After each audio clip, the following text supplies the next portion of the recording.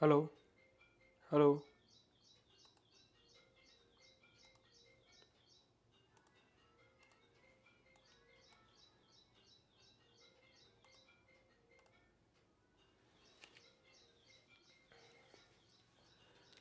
Hello everyone, a very very good morning to all of you जी। नमस्कार आप सभी लोगों को, स्वागत है आप लोगों का आज के सेशन में।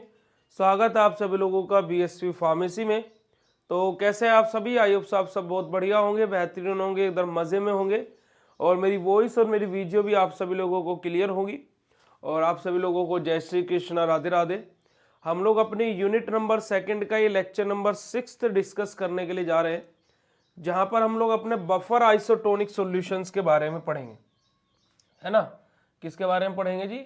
बफर आइसोटोनिक सॉल्यूशंस के बारे में हम लोग अपना स्टडी करेंगे।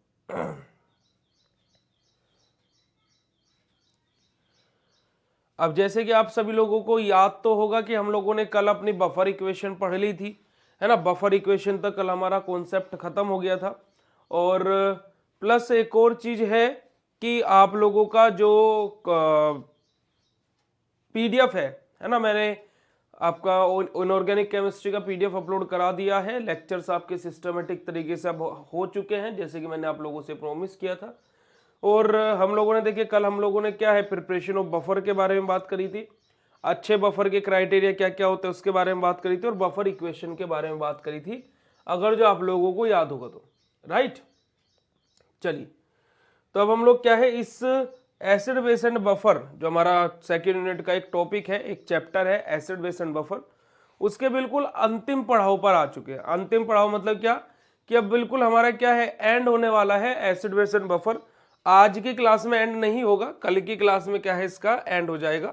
कल हमारी क्या है, इसकी लास्ट क्लास होगी। ठीक है जी। चलिए, तो हम लोग बात कर लेते हैं एसिड बेस एंड बफर के अंदर बफर आइसोटोनिक सॉल्यूशन के बारे में, जो कि मैं आप लोगों से बोल रहा था कि हम लोग अब किसका डिस्कशन करेंगे, बफर आइसोटोनिक सॉल्यूशन का। किसका डिस्कशन करेंगे? बफर आइसोटोनिक सॉल्यूशन का। अब देखिए, बफर आइसोटोनिक सॉल्यूशन आखिर होता क्या है, हमें एक कॉन्सेप्ट समझना पड़ेगा, है ना, कि हम लोगों को कंडीशन समझनी पड़ेगी कि ये होता क्या है।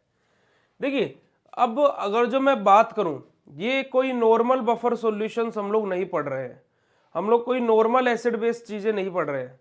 हम लोग अपनी बॉडी के रेस्पेक्ट में वो सारी की सारी चीजें पढ़ रहे हैं कि बॉडी के लिए कैसे एसिड रहेगा, क्या बेस रहेगा, बॉडी के लिए कौन सा बफर सॉल्यूशन यूज किया जाएगा। तो इस तरीके की हम लोग चीजों को पढ़ रहे हैं, है ना। अब हम लोग वो 10th-12th वाली चीजें नहीं पढ़ रहे हैं कि हमें खाली केमिस्ट्री के पॉइंट ऑफ व्यू से पढ़ना है। हमें इस पॉइंट ऑफ व्यू से पढ़ना कि वो चीज हमारी बॉडी के अंदर जाकर के कैसे काम करेगी। क्योंकि जब हम लोगों ने बफर सॉल्यूशन पढ़ा तो वहां पर हम लोगों ने उसके केमिकल फैक्टर भी पढ़े, हम लोगों ने उसके फार्माकोलॉजिकल फैक्टर भी पढ़े। आप लोग समझ रहे हैं? हम लोगों ने केमिकल फैक्टर्स भी पढ़े, हम लोगों ने फार्माकोलॉजिकल फैक्टर्स भी पढ़े। तो ये हमारा क्या है, सिंपल सा एक कॉन्सेप्ट है, किसका? हमारा बफर सॉल्यूशन का, है ना, कि हम लोग अपनी फार्मास्यूटिकल के रेस्पेक्ट में सारी चीजें पढ़ रहे हैं। प्लस सेकंड थिंग क्या है कि हम लोगों ने बफर सॉल्यूशन जब पढ़ा, अगर जो आपने 10th-12th में कभी पढ़ा होगा, है ना, तो हमने सिंपल सा बफर सॉल्यूशन पढ़ लिया, बात खत्म हो गई। बट अब हम लोगों ने बफर सॉल्यूशन को पढ़ा कि role of buffer in pharmacy, कि फार्मेसी के अंदर बफर का क्या रोल है। आप लोग मेरा पॉइंट गोटेट कर रहे हो कि हम लोग किसके रेस्पेक्ट में सारी चीजें पढ़ रहे हैं, कि वो सारी चीजें हमारी बॉडी के लिए भी कैसे काम करने वाली है। समझ में आ रही है बात? कि हम लोग अभी तक जितनी भी चीजें पढ़ रहे हैं, हम लोग कैसे पढ़ रहे हैं, हमारी pharmaceutical preparation, pharmaceutical preparation, pharmaceutical preparation, यानी कि क्या, हमारी जो टैबलेट, कैप्सूल, ये सारी की सारी चीजें हैं। तो अब ये कॉन्सेप्ट क्या है कि हम लोगों को यहीं से पता लग जाता है कि हम लोग फार्मेसी के अंदर पढ़ते क्या है, कि हमारी फार्मास्यूटिकल प्रिपरेशन बनती कैसे है, उसमें किस किस चीज की रिक्वायरमेंट पड़ रही है। Good morning, very very good morning बेटा जी। ठीक है जी, चलिए। तो अब यहां पर बफर आइसोटोनिक सॉल्यूशंस की बात की जाए तो हम लोगों को, मैंने आपको बोला कि एक चीज हमें समझनी पड़ेगी। क्या चीज समझनी पड़ेगी?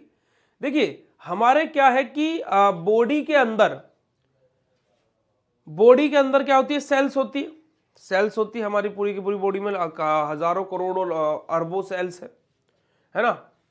तो अब इन सेल के अंदर और सेल के बाहर सेम एनवायरनमेंट बना हुआ रहना चाहिए। मतलब क्या कि हमारे पास में क्या है जी बेटा जी, सेल है ना, हमारे पास में क्या है, सेल है, और ये सेल के बाहर का एनवायरनमेंट है, ठीक है, ये बाहर है सेल के और ये सेल के अंदर की चीजें। सेल के अंदर cytoplasm, mitochondria, rough endoplasmic reticulum, smooth endoplasmic reticulum, Golgi body, है ना, साइटोसोल, लाइसोसोम, राइबोसोम, तो ये सारी की सारी चीजें, न्यूक्लियस, ये सारी की सारी चीजें सेल के अंदर प्रेजेंट रहती है।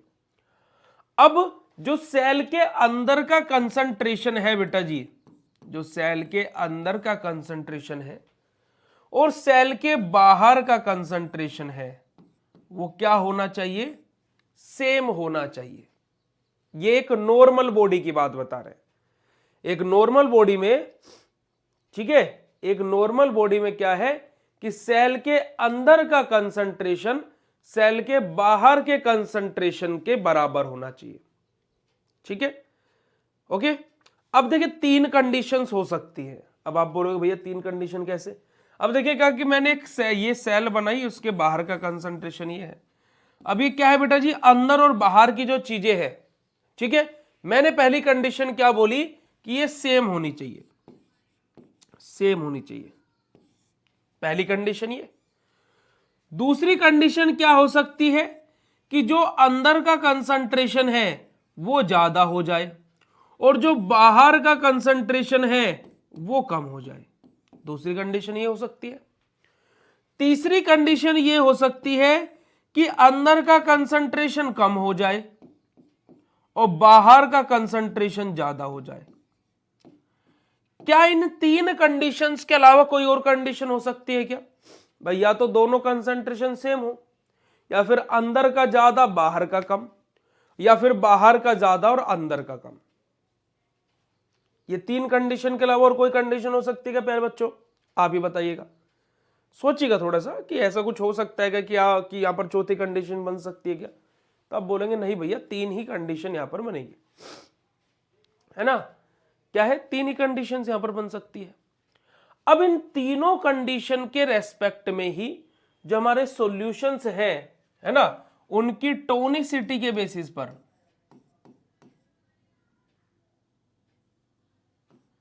उनकी टोनिसिटी के बेसिस पर जो हमारा सॉल्यूशन है ना, ऑन द बेसिस ऑफ, ऐसे लिख लीजिएगा, ऑन द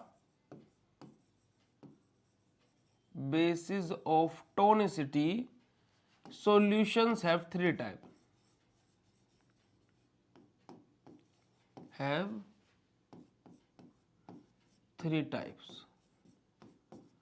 अब वो तीन टाइप्स कौन कौन से हैं जी? सबसे पहला टाइप है हमारा आइसोटोनिक, दूसरा टाइप है हमारा हाइपरटोनिक, और तीसरा टाइप है हमारा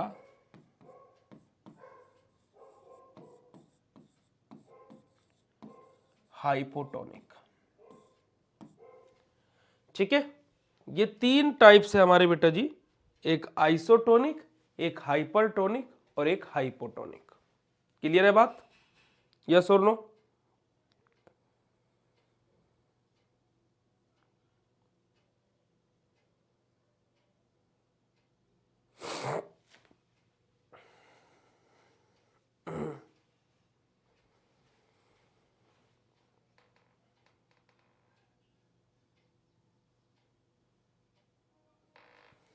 जल्दी से बताइएगा।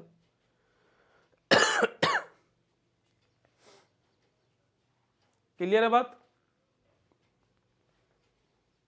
ठीक है, हाइपरटोनिक, हाइपोटोनिक और आइसोटोनिक। अब ये तीनों की तीनों कंडीशंस है क्या, समझने वाली बात है। देखिएगा कि जब हमारे सेल के अंदर का कंसंट्रेशन,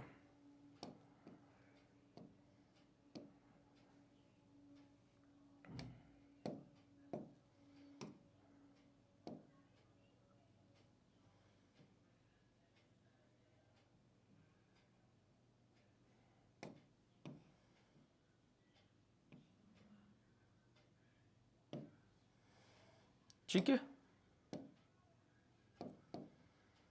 क्या होगा बेटा जी कि जब सेल के अंदर का कंसंट्रेशन और बाहर का कंसंट्रेशन क्या हो, सेम हो, तो ऐसे सॉल्यूशन हमारे क्या कहलाते हैं, आइसोटोनिक सॉल्यूशन कहलाते हैं। यानी कि क्या कि जो हमारा सेल के अंदर का कंसंट्रेशन हो बाहर के कंसंट्रेशन के समान हो, है ना। यहां पर हम लोग एक टर्म यूज करते हैं ओस्मोसिस, एक टर्म यूज करते हैं ओस्मोटिक प्रेशर, अभी मैं उनके बारे में बताऊंगा कि वो क्या होते हैं। ठीक है, क्लियर है बेटा जी बात कि हमारे क्या है ये बेसिकली कि जब हमारे क्या है सेल के अंदर का कंसंट्रेशन और बाहर का कंसंट्रेशन सेम हो तो इस कंडीशन को हम लोग क्या बोलते हैं, आइसोटोनिक बोलते हैं। चलिए आगे बात करते हैं, आगे मूव करते हैं सेकंड कंडीशन के बारे में कि हमारा क्या है,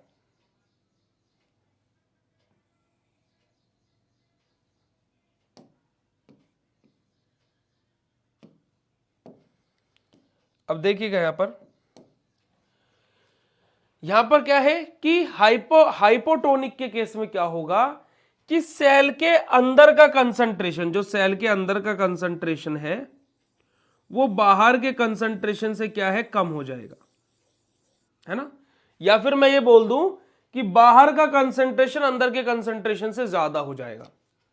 तो दोनों ही बात एक है कि भाई अंदर का कंसंट्रेशन बाहर से कम हो गया या फिर बाहर का कंसंट्रेशन अंदर से ज्यादा हो गया। ठीक है, तो इस कंडीशन में क्या होगा, क्योंकि कि बॉडी क्या करती है, इक्विलिब्रियम बनाने की कोशिश करती है कि बाहर और अंदर सेम चीज हो सके।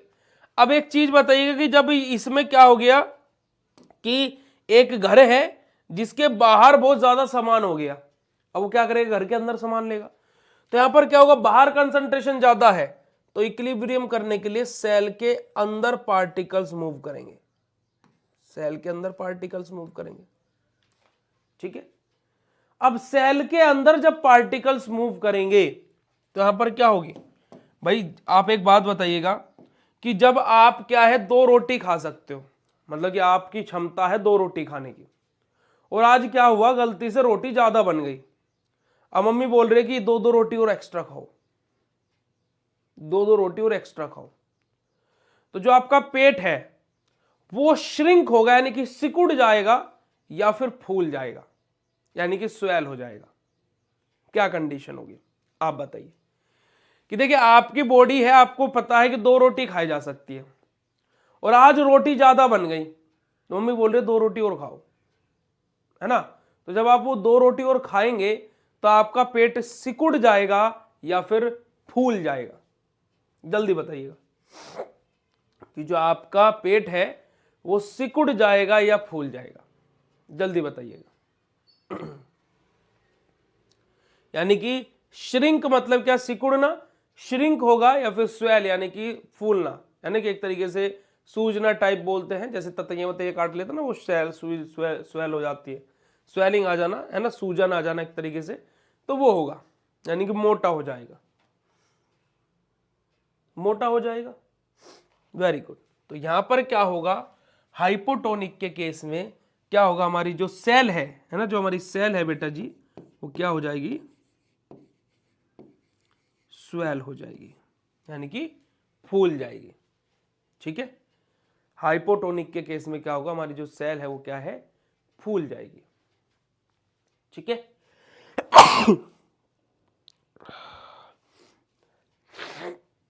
सॉरी।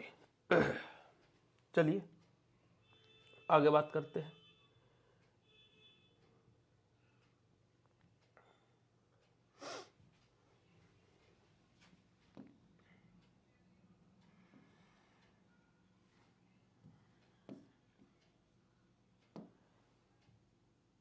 अब अगली कंडीशन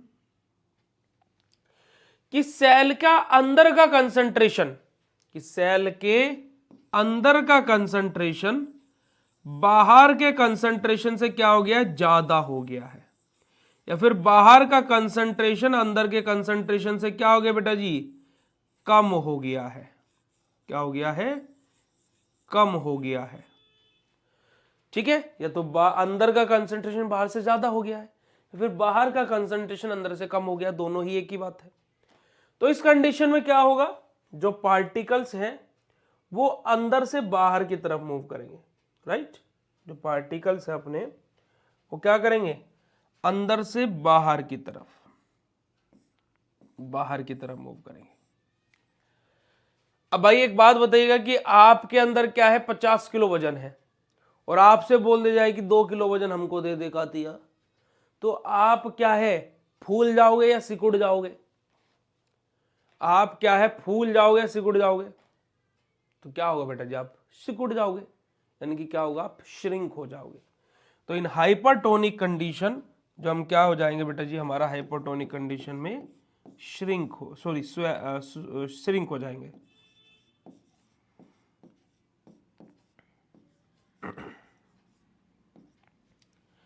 समझ में आई बात, यस और नो?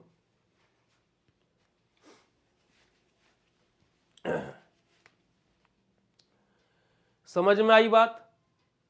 तो यानी कि आप लोग इसको ऐसे शॉर्ट ट्रिक के तौर पे भी समझ सकते हैं। कैसे समझ सकते हैं कि ये समझिए कि सेल के अंदर का कंसंट्रेशन हर एक कंडीशन में एक ही है, सेल के अंदर के कंसंट्रेशन में कोई बदलाव नहीं हो रहा। ऐसे समझिए इसको कि सेल का जो अंदर का कंसंट्रेशन है ना, जो सेल के अंदर का कंसंट्रेशन है उसमें तीनों कंडीशन में उसमें कोई बदलाव नहीं हो रहा, जितना है उतना का उतना ही बैठा हुआ है। वो चेंज क्या हो रहा है, बाहर के कंसंट्रेशन में हो रहा है। चेंज क्या हो रहा है, बाहर के कंसंट्रेशन में। कैसे कि देखिएगा आप लोग जरा कि अब ये अंदर और बाहर सेम है तो ये आइसोटोनिक हो गया। अब ये अंदर वाला उतना ही है, अब बाहर वाला क्या हो गया, बढ़ गया। अब भाई बाहर वाला बढ़ गया, उसमें इसकी तो गलती नहीं है। जैसे कि अभी मैंने एग्जांपल दिया था कि मम्मी ने ज्यादा रोटी बना दी, भाई आपको तो भूख 2 ही रोटी की थी, अब मम्मी ने ज्यादा बना दी तो वो गलती मम्मी से हुई ना, आप तो अभी भी उतने ही हो कि 2 ही रोटी खाऊंगा। तो क्या है कि आपके अंदर का कंसंट्रेशन तो वही, अब बाहर का कंसंट्रेशन बढ़ गया। अब इक्विलिब्रियम बनाना है तो फिर कंसंट्रेशन अंदर की तरफ मूव करेगा। और जब हम तो भैया 2 ही रोटी खा सकते हैं, अब 4 खानी पड़ेगी, तो क्या है, क्या हो जाएंगे, स्वेल हो जाएंगे। तीसरी कंडीशन कि अंदर का कंसंट्रेशन वैसा ही है, अब बाहर का कंसंट्रेशन खराब हो गया। कि क्या है, आज मम्मी से रोटी एक ही बनी, मम्मी ने 2 रोटी बनाई नहीं, अब 1 रोटी खानी पड़ेगी तो पेट हमारा सिकुड़ से जाएगा कि पेट भरा नहीं है ना। मम्मी से आज 1 ही रोटी बनी, तो बाहर का कंसंट्रेशन फिर चेंज हुए, तो बाहर का कंसंट्रेशन कम हुआ।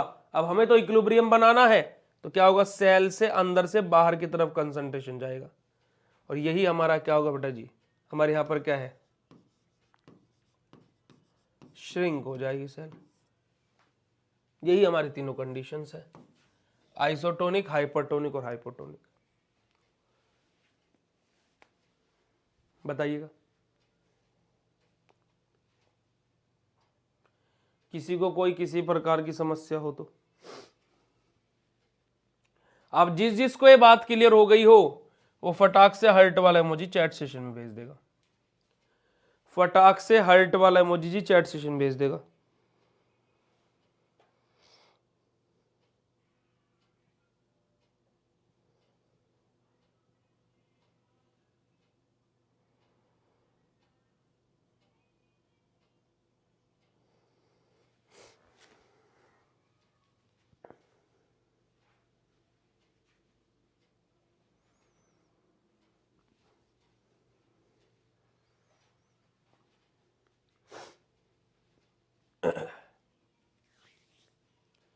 चलिए आ जाइए, तो अब थ्योरी देख लेते हैं क्या बोला गया थ्योरी में।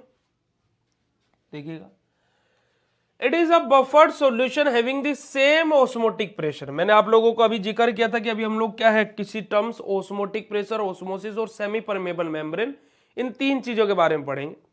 तो क्या बोला गया कि बफर सॉल्यूशन क्या होते हैं, ऐसे सॉल्यूशंस होते हैं जिनके पास में सेम ऑस्मोटिक प्रेशर हो। अभी मैं बताऊंगा ऑस्मोटिक प्रेशर क्या होता है ना, as a specific body fluid. In addition to having resistance ability toward pH change, pharmaceutical solution should have the same osmotic pressure as they have body fluid to avoid concentration or swelling of the tissue है ना, concentrate है ना, हमारा क्या है contraction या फिर, और जी क्या है swelling of the tissue which they come in the contact, जैसे example 2% boric acid solution serve as an isotonic क्या है ऑप्थेल्मिक प्रिपरेशन। अब इसके अंदर बोला क्या गया है, देखिएगा कि जो हमारा बफर सॉल्यूशन है, बफर सॉल्यूशन है यानी कि जो बफर आइसोटोनिक सॉल्यूशन है, बेसिकली वो हमारा क्या होता है बेटा जी, उसका हमारा सेम ऑस्मोटिक प्रेशर होता है। अब सेम ऑस्मोटिक प्रेशर का मतलब क्या है, समझने वाली बात ये है।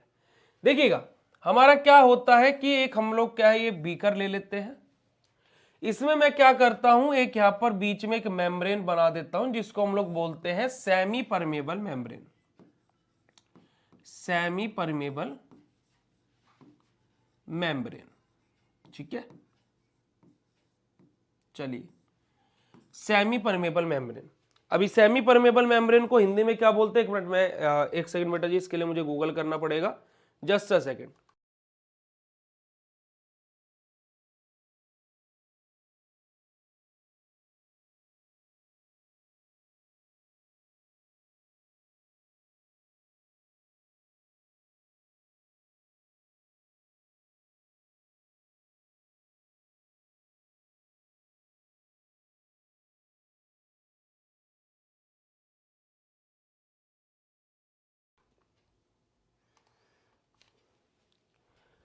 वाष्प का झिल्ली ऐसा कुछ करके बोलते हैं, semi permeable membrane in Hindi.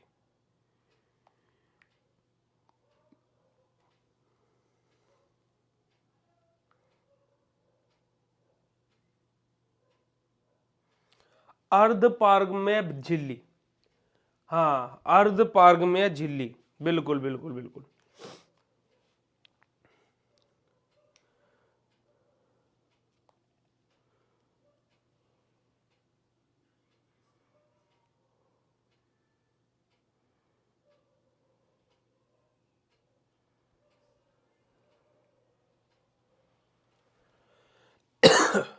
ठीक है, चलिए सेमी परमेबल मेम्ब्रेन हो गया। अब हमारा जो मैंने एक टर्म बोला आप लोगों से कि ओस्मोसिस क्या होता है, ओस्मोसिस,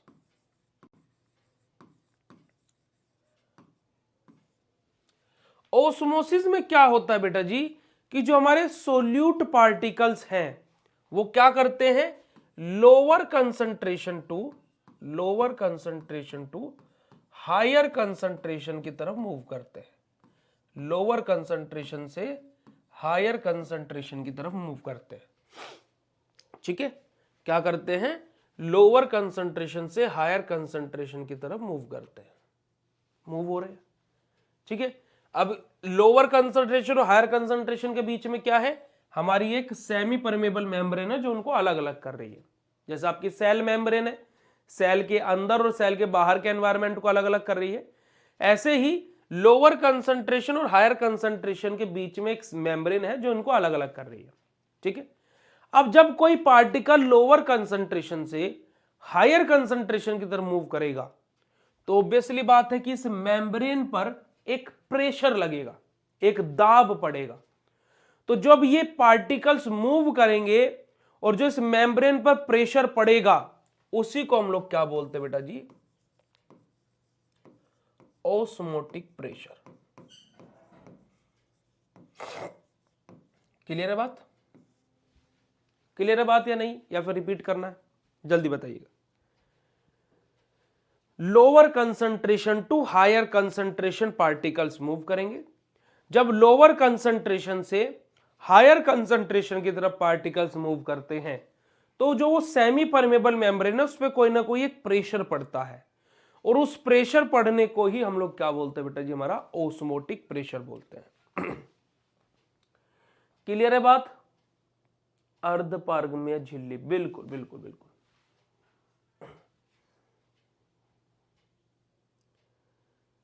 बात क्लियर है बेटा जी, यस और नो, या फिर रिपीट करना है, फटाक से बता दीजिए।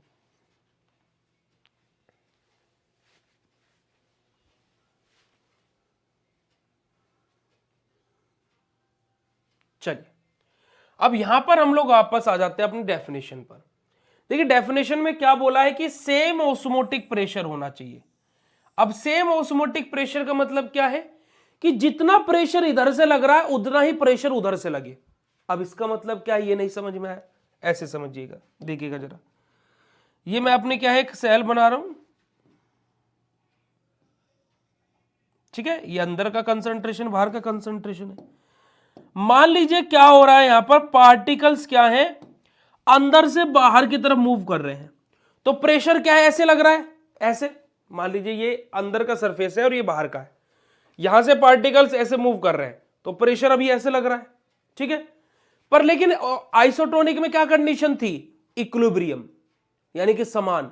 अब एक तरफ को तो हो नहीं सकता, जैसे पार्टिकल्स बाहर जाएंगे ऐसे बाहर से अंदर भी आएगा एक, तो ऐसे प्रेशर क्या है फिर इधर से भी लग रहा है, इधर से प्रेशर इधर से प्रेशर, तो जो प्रेशर है वो बीच में क्या है सेम एग्जिस्टेंस पर रहेगा। भाई एक बात बताइए कि दो 50-50 किलो के आदमी है, एक उधर से धक्का लगा रहा है ऐसे, अरे एक इधर से, जैसे फॉर एग्जांपल मेरे दोनों हाथ पकड़ के ऐसे खींचे जा रहे हैं, दोनों तरफ सेम आदमी है, मतलब सेम मतलब इक्वल वेट वाले, इक्वल स्ट्रेंथ वाले, है ना। अब क्या है कि भाई एक इधर को खींचने की कोशिश करेगा मुझे, एक इधर को खींचने की कोशिश करेगा, पर लेकिन मैं क्या है अपनी इस पोजीशन पर ही रहूंगा। क्यों रहूंगा, क्योंकि दोनों में इक्वलेंट वेट है, सेम ऑस्मोटिक प्रेशर है, तो जितना एक पार्टिकल मुझे इधर को खींचेगा उतना ही दूसरा इधर को खींचेगा, तो मेरा मूवमेंट क्या है बस इतना तो हो सकता है, पर मैं क्या है किसी की तरफ नहीं जा पाऊंगा क्योंकि इक्वल स्ट्रेंथ वाले मॉलिक्यूल्स हैं। तो इसी वजह से यहां पर क्या है ये सेम ऑस्मोटिक प्रेशर के बारे में बात हुई है, ठीक है। तो सेम ऑस्मोटिक प्रेशर होने की वजह से क्या होगा, जो हमारे पार्टिकल्स है वो अंदर से बाहर और बाहर के से अंदर की तरफ तो मूव करेंगे, पर लेकिन क्या है मान लीजिए अंदर से बाहर 5 पार्टिकल गए तो तुरंत बाहर से अंदर भी नए 5 पार्टिकल्स आ जाएंगे, ठीक है। जैसे आप लोग कभी रिश्तेदारी में गए होंगे अपने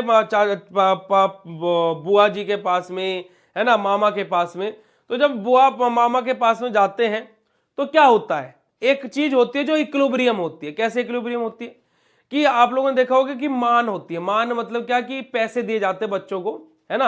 अब तो पहले 10-10 रुपए देते थे, अब तो 50-100-500 रुपए देने लगे। तो क्या होता है कि जैसे फॉर एग्जांपल कि मामा ने मामा हम गए, मान लीजिए मैं अपनी मम्मी के साथ में गया, है ना, तो मामा ने मुझे दिए 500 रुपए और मेरी मम्मी ने उनके बच्चों को दे दिए 500 रुपए। तो देखा जाए तो चीजें इक्विलिब्रियम हो गई कि उन्होंने 500 मुझे दिए, मम्मी ने 500 उनके बच्चे को दे दिए, बराबर हो गया मामला, कुछ भी आया गया नहीं है ना, किसी का ना प्रॉफिट वाला ना लॉस हुआ। तो वही कंडीशन यहां पर है कि 500 वही नहीं है कि जो मामा ने मुझे दिए थे वही मम्मी ने उनको पकड़ा दी, नहीं, 500 वो रख लिए, दूसरा 500 का नोट दे दिया। ऐसे यहां पर होता है, कोई पार्टिकल अंदर से बाहर गया तो ऐसे नहीं कि वो जो अंदर से बाहर गया उसी को वापस अंदर भेज देना, नहीं, दूसरा पार्टिकल तुरंत अंदर चला जाएगा। तो ये कंडीशन हमारी होती है, ठीक है जी। अब ये कंडीशन हमें जरूरत क्यों पड़ती है, ये कंडीशन की जरूरत हमें इस वजह से पड़ती है ताकि कि जो अपनी सेल है वो या तो स्वेल या फिर श्रिंक ना हो सके, यानी कि जो अपनी सेल है कि वो क्या है फूल ना सके या फिर क्या है सिकुड़ ना सके, ताकि कि अपनी सेल क्या है नॉर्मल कंडीशन में रहे, ताकि कि सेल क्या है अपनी नॉर्मल एक्टिविटीज करती रहे। तो यही हमारा क्या होता है बेटा जी, बफर आइसोटोनिक सॉल्यूशन होता है, और यही सब कुछ यहां पर आप लोगों के लिए लिखा गया। अगर जो आप लोग यहां पर देखेंगे कि इन pH change pharmaceutical solution should have the same osmotic pressure, जो हमारी फार्मास्यूटिकल प्रिपरेशंस है ना, जिनको हम लोग यूज करने वाले हैं अपनी बॉडी के लिए, उनका क्या है जो पीएच चेंज है फिर जो भी चीज है वो क्या है हमारे सेम ऑस्मोटिक प्रेशर की होनी चाहिए, है ना, जो हमारा बॉडी का फ्लूइड है उसके कंपैरिजन में। क्यों, ताकि कि हम लोग क्या है अवॉइड कर सके, यानी कि नेग्लेक्ट कर सके, है ना, चीजों को होने से रोक सके, किनको, हमारा कॉन्ट्रैक्शन, यानी कि क्या हमारा सिकुड़ना हमारे किसका, हमारी सेल का, या फिर स्वेलिंग ऑफ द टिश्यू, है ना, हमारे टिश्यूज का स्वेल होना या फिर सिकुड़ना। एग्जाम्पल के तौर पर यहां पर 2% बोरिक एसिड का एग्जाम्पल लिया गया है। 2% boric acid solution serve as an isotonic ophthalmic preparation. अगर जो बफर आइसोटोनिक सॉल्यूशन की डेफिनेशन क्लियर हो तो फटाक से हार्ट वाला इमोजी चैट सेशन भेज दीजिए।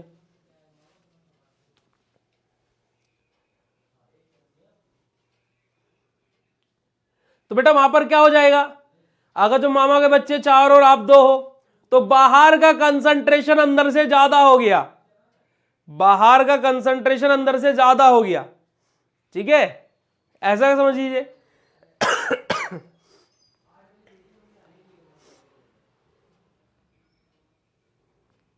समझ रहे हो? तो वहां पर क्या हो गया, कंसंट्रेशन कम ज्यादा वाली कंडीशन आ जाएगी।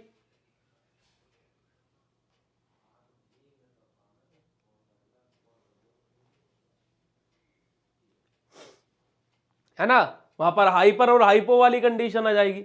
अब देखो वहां पर क्या है, जैसे आप बोल रहे हो कि मामा जी के 4 बच्चे और आप 2 बच्चे। अब आप लोग अगर जो 2 भाई बहन हो और मामा जी के 4 भाई, क्या है वे लोग, क्या है 4 भाई बहन है, तो उनके 4 बच्चे हैं टोटल। तो क्या है, आप उनके पास में गए हुए हो, यानी कि क्या हो गया कि अंदर का कंसंट्रेशन बाहर, क्योंकि आप तो बाहर वाले हो ना, अंदर का कंसंट्रेशन बाहर से ज्यादा हो गया, अंदर का कंसंट्रेशन बाहर से ज्यादा हो गया। ठीक है, तो अंदर का कंसंट्रेशन बाहर से ज्यादा होगा तो पार्टिकल क्या है, अंदर से बाहर की तरफ मूव करेंगे ना। ठीक है जी। अब ऐसे क्या होगा कि जब बाहर से अंदर का कंसंट्रेशन ज्यादा हो जाएगा तो क्या है, पार्टिकल्स अंदर की तरफ मूव करेंगे। तो अभी क्या है, कंडीशन क्या हो जाएगी कि आप श्रिंक होंगे, है ना, आप श्रिंक होंगे क्योंकि आप सेल हो, आप श्रिंक होंगे। और दूसरी, अगर जो आप 4 भाई बहन होते वो होते तो आप क्या है, आप स्वेल होते। ये कंडीशन हो जाएगी।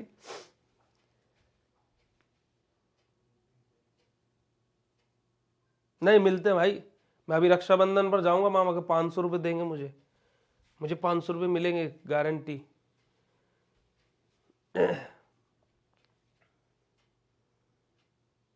मेरा मामा बहुत अमीर आदमी है यार, जमींदार है वो, 100 बीघे धरती है उसके पास में, सरकारी मास्टर है वो, है ना। मेरे नाना जी तो सरकारी प्रिंसिपल थे, तो वो ऑन ड्यूटी मर गए थे, तो मेरे मामा जी को क्या है वो मिल गई थी जॉब, तो वो गवर्नमेंट टीचर बन गए, प्रिंसिपल नहीं बन पाए पर टीचर बन गए। और मामा जो नाना है उनकी पेंशन भी आती है, वाइफ को मिलती है ना पेंशन की आधी तो उनको 15-20 हज़ार रुपये वो आते हैं। भाई बहुत अमीर है मेरा मामा, हल्के में नहीं लेने का है। लंबरदार बोलते हैं उनको गाँव में, लंबरदार। ठीक है, तो ये बात समझ में आई, जिसको भी समझ में आई तो हार्ट वाला इमोजी भेज दो मेरे भाई फटाक से।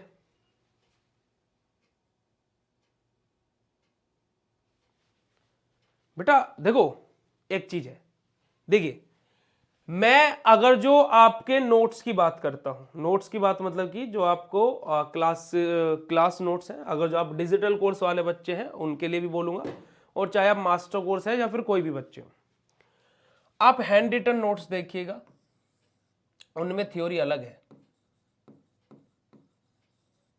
ठीक है, आप कंप्यूटराइज नोट्स देखिएगा, उनमें थ्योरी अलग है। आप लाइव क्लासेस देखिएगा, उनमें थ्योरी अलग है। ठीक है, कॉन्सेप्ट तीनों थ्योरी का सेम है, कॉन्सेप्ट तीनों थ्योरी का सेम है। मैं चाहता हूं आपके पास में मल्टीपल ऑप्शंस हो, है ना। जैसे आप लोगों ने आइसोटोनिक सॉल्यूशन यहां पर पढ़ लिया, आपको समझ में आ गया आइसोटोनिक सॉल्यूशन का कॉन्सेप्ट क्या होता है, कि अंदर बाहर का कंसंट्रेशन सेम, इससे ज्यादा और कुछ नहीं है। आपको कॉन्सेप्ट समझ में आ गया। मान लीजिए आपको ये वाली थ्योरी सही नहीं लग रही है, मतलब ये वाली थ्योरी आपको थोड़ा डिफिकल्ट लग रही है, शायद आपको हैंड रिटन नोट्स वाली थ्योरी इजी लगे, आप उसको लिख डालिए, गलत नहीं है कोई भी, कोई सी भी थ्योरी गलत नहीं है। ठीक है, अब देखिए मैं इस कान को ऐसे पकड़ू या ऐसे पकड़ू, पकड़ा हुआ यही कान है, यस और नो, है ना। तो वही चीज यहां पर है, मैं चाहता हूं कि आपके पास में मल्टीपल ऑप्शंस रहें और आपको चूज करना पड़े उनमें से एक। मैं आपके ऊपर एक चीज थोपना नहीं चाहता कि मेरी थ्योरी बिल्कुल सिंपल है, नहीं, शायद ये किसी को डिफिकल्ट भी लग सकती है। तो दूसरा ऑप्शन हैंड रिटन नोट्स में है ना, जो कंप्यूटराइज नोट्स अपलोड है उनके अंदर है। तो जो आपको इजी लगता है आप उसको लिखिए, सबसे बेस्ट तरीका ये होता है ना। अब मैं आपको यही थ्योरी देखो, देने को तो हम ये वाली थ्योरी भी दे सकते थे, बट हम लोगों ने क्यों देखी, क्योंकि मैं चाहता हूं एज एन पर्सनल लेवल पर कि आप लोगों के पास में मल्टीपल ऑप्शंस रहे, ताकि कि आप खुद से चूज कर सके कि क्या आप लोगों के लिए इजी है और क्या आपके लिए डिफिकल्ट है। मैं कौन होता हूं डिसाइड करने वाले कि ये थ्योरी मैंने बिल्कुल इजी लिखी हुई है, नहीं है, ये ऑब्वियसली बात है। समझ रहे हो? बताओ, मामा जी की मेडिकल की शॉप है, बताओ। ठीक है, चलो अब फटाक से हार्ट वाला इमोजी भेज दो जिसको ये बात समझ में आ गई हो तो। ओके, अच्छा, अभी जो कावड़ यात्रा में हम लोगों ने मेडिकल कैंप लगाया था, किस किस ने वो वीडियोस देखी? देखिए किसी ने वो वीडियोस जो हम लोगों ने मेडिकल कैंप लगाया था, जो निशुल्क हम लोगों ने मेडिकल कैंप लगाया था जिसमें कोई भी शुल्क नहीं देना था, है ना, जो कावड़ यात्रा चलती है यूपी में, आप लोगों ने इसे देखा होगा कि हरिद्वार से, गंगोत्री से, गंगोत्री से, है ना, तो अलग अलग जगह से जो शिव भक्त हैं वो गंगा जल लेकर के आते हैं। और हमारे यहाँ पर एक जगह है पूरा महादेव करके, है ना, उस जगह का नाम है पूरा महादेव। उस जगह पर हमारे यहाँ पर जल चढ़ता है ना। तो जल क्यों चढ़ता है वहां पर? क्योंकि वहां पर लाखों भक्त, है ना, लाखों भक्त की संख्या जल चढ़ाती है। क्योंकि जब भगवान परशुराम पहली बार कावड़ लेकर के आए थे, उन्होंने सबसे पहले गंगा जल इसी शिवलिंग पर चढ़ाया था, जो यहाँ पर हमारे पास में ही है, पूरा महादेव है। हमारे यहाँ से तो 30-35 किलोमीटर पड़ता है, जहाँ मेरठ में सिटी से, हमारे गाँव से 4 या 5 किलोमीटर ही पड़ता है। तो उस शिवलिंग की खासियत एक ये भी है कि वो हर साल बड़ा होता है। देखिए बात बोलने वाली है तो, बट ये वो हर साल बड़ा होता है ना। ठीक है। अब ये कंडीशंस हम लोग, ये चीजें सबसे मेन मोटिव क्या है कि जब हम लोगों ने 2022 में बीएससी फार्मेसी की स्थापना करी थी, जब हम लोगों ने ऑनलाइन पढ़ाना, लाइव क्लासेस देना स्टार्ट किया था और हमारा कुछ इनकम सोर्स आना स्टार्ट हुआ था, तो हम लोग उसी साल से हम लोग कैंप लगाते, 2022 में, 2023 में, 2024 में हम लोगों ने कैंप्स लगाए हैं। जिस कैंप में लगभग हमारा खर्चा कितना भी हो जाए, बट हम लोग चाहते हैं कि आप लोग भी ये चीज आगे चल के करें, है ना, आप लोग इन चीजों से एक इंस्पिरेशन ले। हम लोग वो कोई भी ऐसा नहीं है कि वो दिखावट के लिए था या फिर कुछ भी था, नहीं।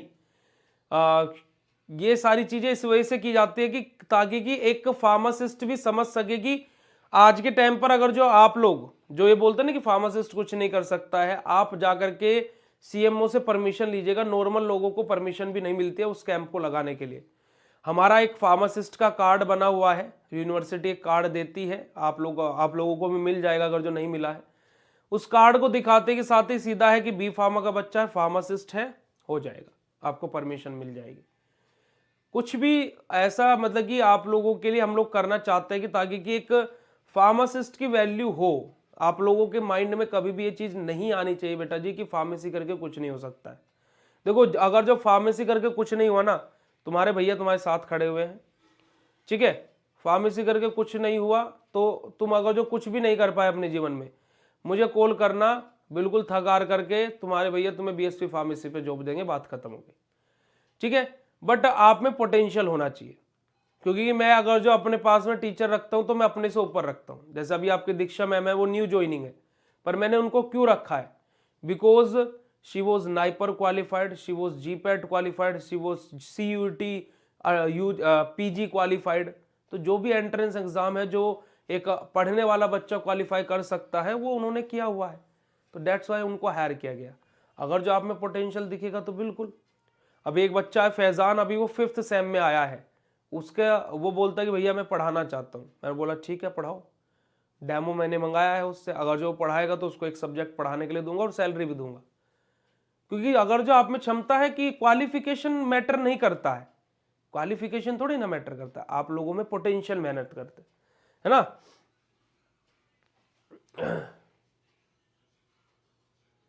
ठीक है, टेंशन नहीं लेने का है, और जीवन में टेंशन नहीं लेने का, टेंशन फ्री रहने का। अब देखो मैं टेंशन फ्री हूं, है ना। टेंशन फ्री मतलब क्या कि एक प्रकार से मैं जब टेंशन लेता हूं जब मेरे बच्चों का लॉस हो रहा हो, बस, और जीवन में कोई टेंशन नहीं है अपने, मेरे जीवन में और कोई टेंशन नहीं है।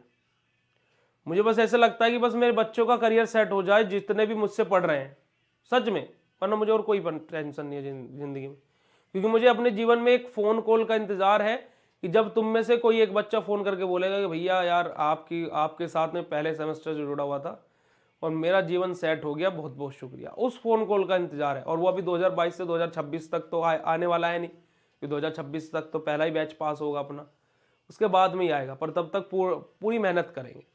चलिए आगे बात करते हैं बेटा जी हमारे बफर आइसोटोनिक सॉल्यूशन के अंदर, है ना।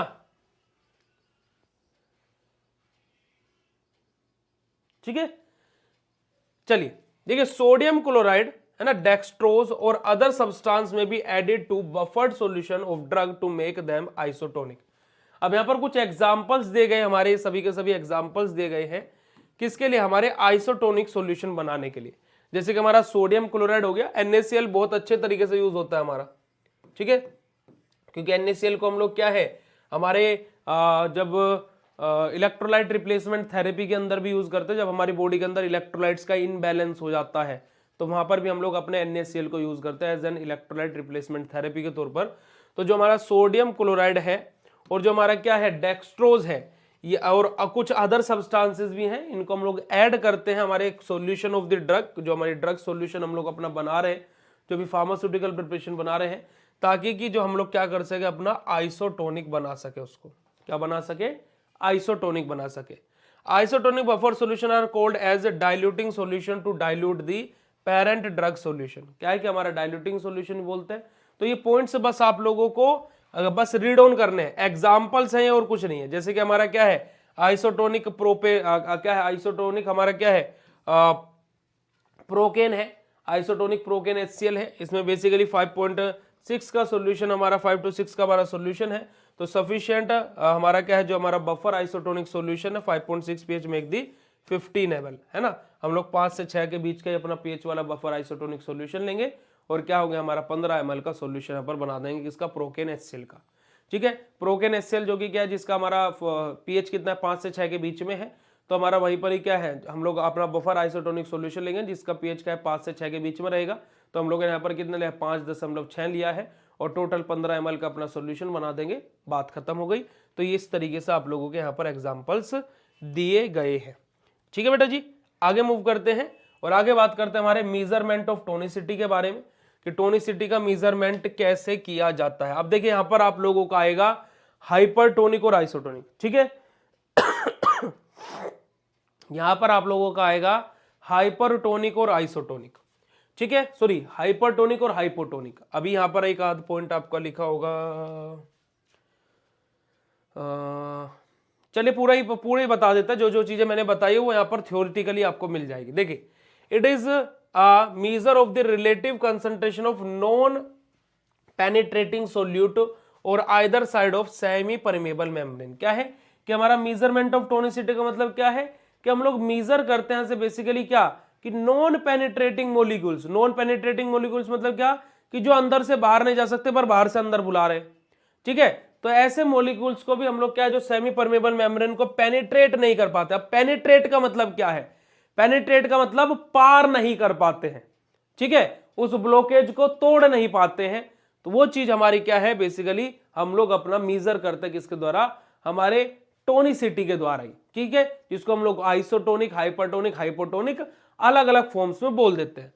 Tonicity depend on solute permeability, जो हमारा क्या है सोल्यूट का कंसंट्रेशन है, जो सोल्यूट की परमेबिलिटी है उसके ऊपर डिपेंड करते हैं कौन हमारी टोनिसिटी, है ना, कि भाई अंदर कितना कंसंट्रेशन है बाहर कितना है, तो इसी सारी चीजों के ऊपर डिपेंड कर रहा है अपना टोनिसिटी।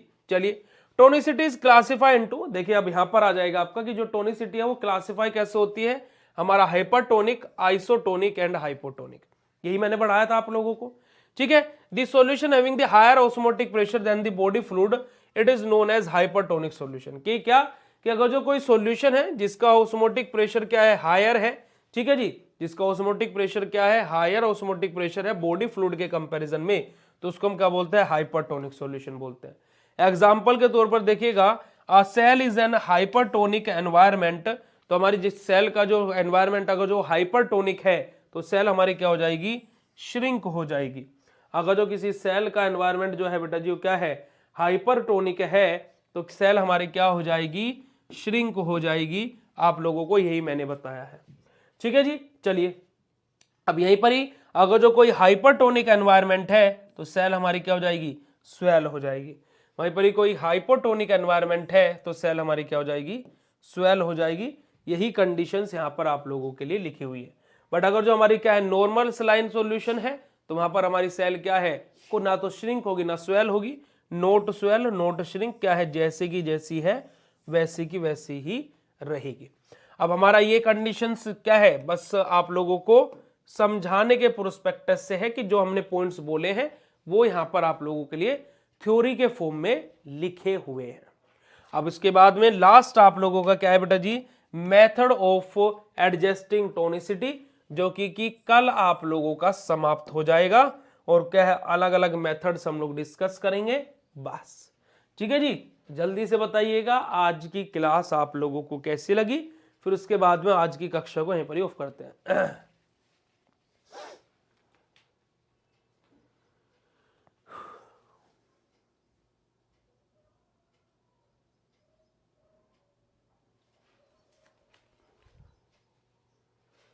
क्या हो गया?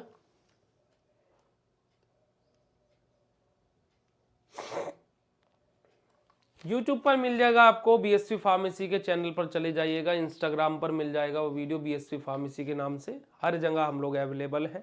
ठीक है, जल्दी से फटाक से एक बारी अपना फीडबैक दीजिएगा कि आज की क्लास समझ में आई या नहीं आई, यस और नो। एक एक बच्चा इस चीज का फीडबैक देगा कि आप लोगों को आज की क्लास समझ में आई या फिर नहीं आई। सर नोट्स अभी तक नहीं आए, नोट्स अभी तक नहीं आए, कब आए गए थे?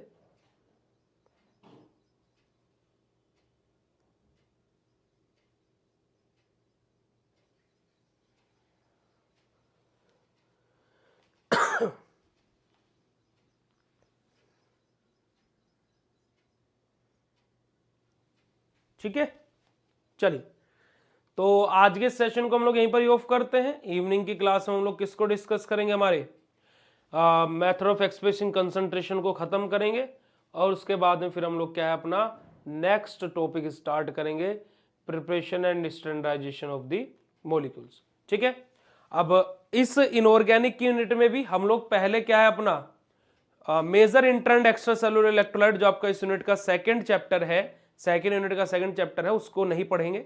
पहले हम लोग डेंटल प्रोडक्ट्स को पढ़ेंगे, है ना। डेंटल प्रोडक्ट यानी कि दांतों के बारे में, जो हम टूथपेस्ट यूज करते हैं, ब्रश यूज करते हैं, तो उनके बारे में पढ़ेंगे, क्योंकि वो एक छोटा टॉपिक है, 3 लेक्चर में खत्म हो जाएगा। तो फिर जो इस वीक आपका वीकली टेस्ट होगा वो एसिड बेस एंड बफर और डेंटल प्रोडक्ट का होगा। सॉरी, इस वीक तो पर आपका HAP का टेस्ट होना है। ठीक है, कोई दिक्कत नहीं, पर हम लोग पहले डेंटल प्रोडक्ट को पढ़ेंगे, ताकि कि इसी हफ्ते अपना डेंटल प्रोडक्ट भी खत्म हो जाए, और फिर हमारा क्या है अपना major inter and extra cellular electrolyte, क्योंकि वहां पर हमारी 5 से 6 क्लासेस लगेंगे। ठीक है, चलिए, तो thank you so much for joining this session. अच्छा, बोर नहीं होते, ठीक है, चलिए, तो thank you so much for joining this session. Bye bye everyone, have a nice day to all of you. शुक्रिया, नमस्कार आप लोगों को, और बहुत बहुत शुक्रिया आप लोगों ने आज का सेशन को ज्वाइन किया, और ऐसे पढ़ते रहिए और अपने अच्छे से क्या है कामयाबी को हासिल करते रहिए। थैंक यू सो मच जी, लव यू ऑल बच्चा जी, bye bye everyone, thank you so much, love you all, bye bye.